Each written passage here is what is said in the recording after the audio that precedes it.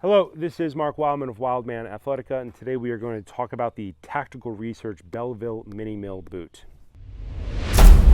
We opened these boots on camera, I believe, last July, and I've been wearing them in different climates ever since. I have worn these in the high country of Colorado at 8,000 to 12,000 feet, everywhere from where the ground cover is prickly pear cactus, all the way up to where it's, mountain to tree line. Very comfortable boot in those environments.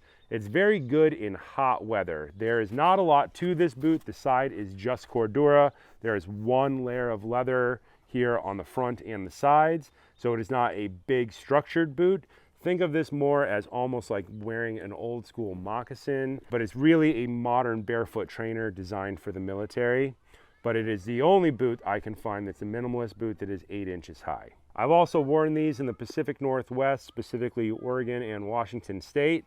Super comfortable there. If you are running or moving off trail, this is probably the most comfortable boot you're ever going to wear. I've worn this in the Midwest, all the way from Kansas into Ohio at this point, and different types of ground. Most of the ground in that kind of range feels the same.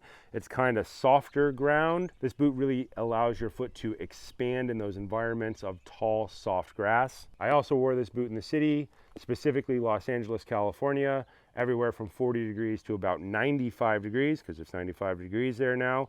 And this is a pleasure to walk distance in the city or in the country. This boot has a very wide toe box, which actually allows your foot to expand even more than most other barefoot trainers that I've ever worn.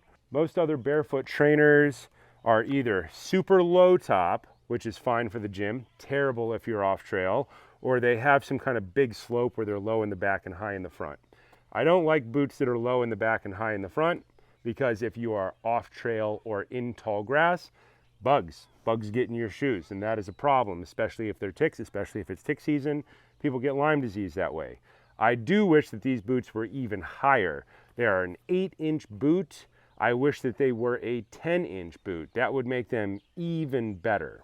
There is a break-in period with these boots. It took about a month for them to really break in, and I wore them every day, and I did wear them for outdoor athletic training during that time in the Pacific Northwest, transitioning between the forest and forest roads, which are really just big chunks of gravel. You can feel the gravel and all the stones coming up through the boot. That is the point.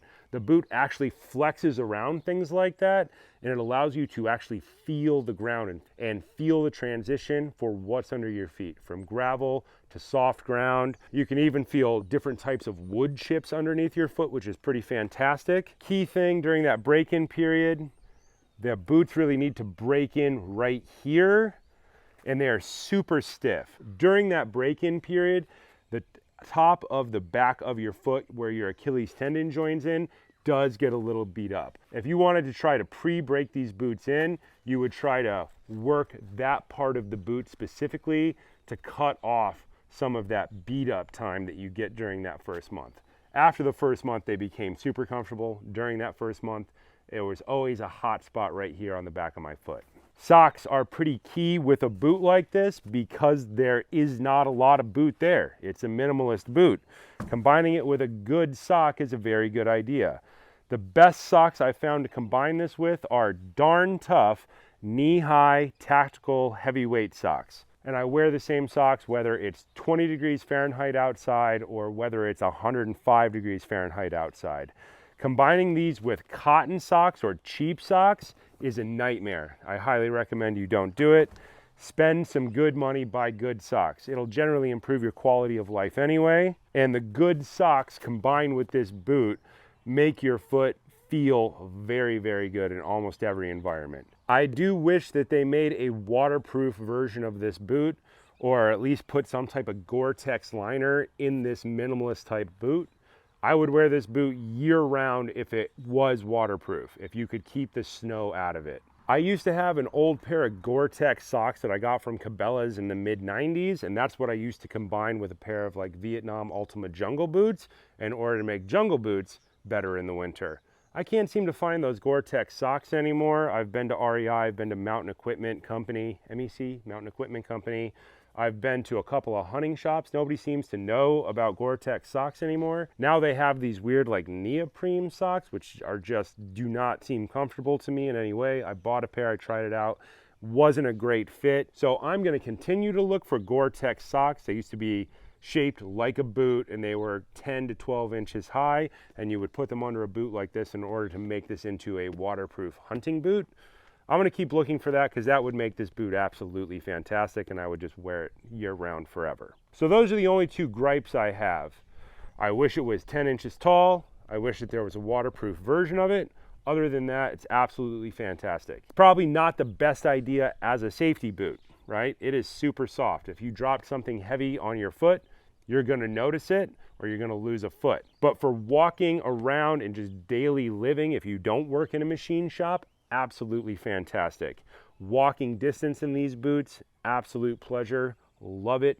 Could not like it anymore. The socks are key. Darn Tough or Smartwool socks make these boots very, very comfortable, and you can wear them all the way from 105 degrees all the way down to 20 degrees if it's not, you know, snowing or raining or sleeting.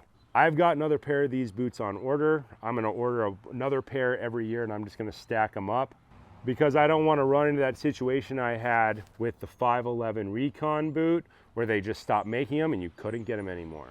Once you find a boot that works for you and is comfortable to walk distance in, just get more of them.